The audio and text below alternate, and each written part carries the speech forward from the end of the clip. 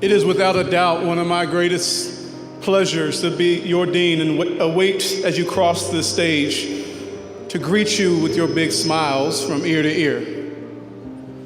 I know that those smiles speak to volumes of accomplishment, sacrifice. It's a pleasure to be your dean on this day. But now, that you've come across this stage and returned to your seat with your degree cover in hand, look around. This is the very moment that you've been preparing for. Imagine for a second all those that walked across this stage before, the generations of Mean Green, that left this university prepared to meet their moment, a moment full of uncertainty, a moment full of problems enveloped in immense complexity. See, when each of you were admitted to UNT, that was my generation extending our hand to invite you to explore your curiosities of the world you live and the world you wish to live in. I'm a believer in the words of former President Clark Kerr, who once said, "The mission of the university is not to make ideas safe for students, but to make students safe for ideas." We welcomed you into this once rather unfamiliar place, this university, but more than that, this open marketplace for the exchange of ideas, to ask questions, to challenge us, but to be challenged. To admit you to UNT was my generation's recognition that each of you, the talented and the determined, were willing to wipe your brow, tighten your belt, roll up your sleeves, and do the very hard work to make this university better. But even more than that, make yourselves better versions of yourselves from when you first entered. And it is for those reasons that I add my congratulations to each of you today. Job well done. Now, I suspect if you're anything like I or any of those on the platform, when we were once in your seat, this feeling may be in your gut, in your soul, that is a feeling of uncertainty, possibly nerves, possibly fear of what might lie ahead, the unknown that's in front of you.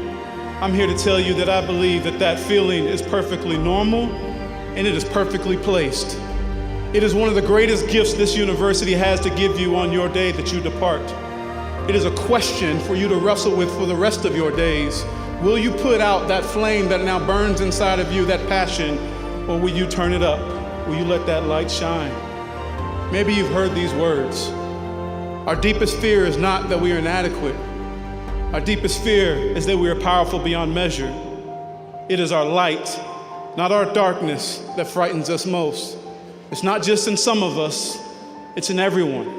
As you let your light shine, you give others the permission to do the same. As you liberate yourselves from your own fear, your presence automatically liberates others. You leave this arena today to begin your quest to shine like bright lamps, able to illuminate the sphere of influence around you in your corner of the world, casting light down these unfamiliar paths for which yourselves will travel, but so will others. I'm a believer that your generation's lamp will be fueled by the context in which it was lit. See, again, go back to those that have crossed this stage before.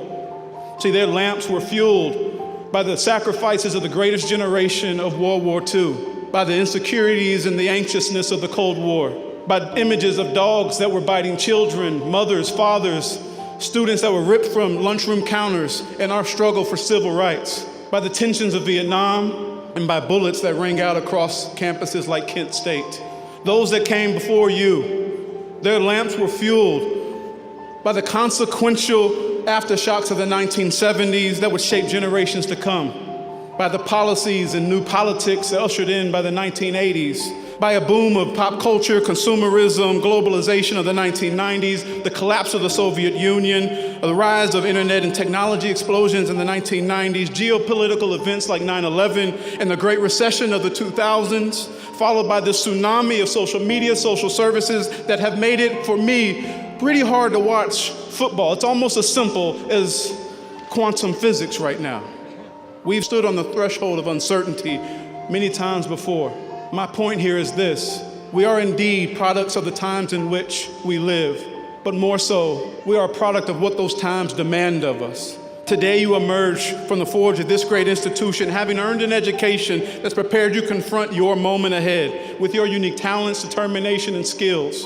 The skills of a modern literacy in a more digitized world, the skills of complex reasoning as you lead project design and project management, the skills of communication, as you are there to deconstruct problems and also construct rational debates with civil discourse, the skills of problem solving and adaptability, using an analysis of diverse data and sometimes perspectives, the skills of ethical judgment and decision making as you evaluate and assess future trends. Despite the best efforts of the generations that have come before you, leaving with each of you the tools to pick up and use, you'll leave this arena to meet your world, your moment, full of problems. Outside these arena doors are the fuel for your generation. Much of that will look like the ancient foes that have troubled our society since mankind. Racism, sexism, ethnocentrism, war, disease, poverty, illness, famine, all of which have yet to die on our watch.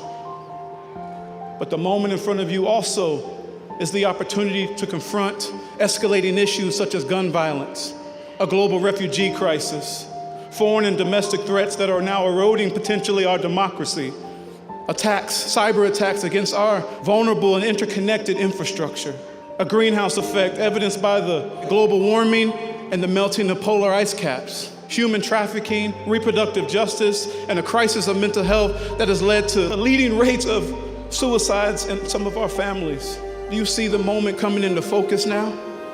You see the unfinished work of the generations before you now define the very test of your generation's will, determination, and courage to be a lamp in the unfamiliar and dark path for which our society travels, to confront the demons of our past that have come to haunt us in the present, the courage to be willing to be able to listen to the pleas for help that cry out from the silences of fear, desperation, sometimes loneliness. Each generation must, out of relative obscurity, discover its mission, fulfill it or betray it. French philosopher Frantz Fanon. Each generation has had to reach within themselves to find that courage to confront the circumstances and the contradictions of their day, all of which would amount to the daunting and the encouraging of their day. And no generation has had what your generation has. Not to make too fine of a point of that, but that is you and your choices each and every day to be a lamp for others. Class of Fall 2025. My charge to you is this: you are witnessing historic times. Take the time to pay close attention. And if you do so, you will soon transform not into simply observers of history, but the makers of it. And in a world where you can be anything you want, have the courage to be a lamp for others. Take the time to see others so they may be encouraged by your light to do the same. So go, Mean Green. It is time to meet your moment. May God speed.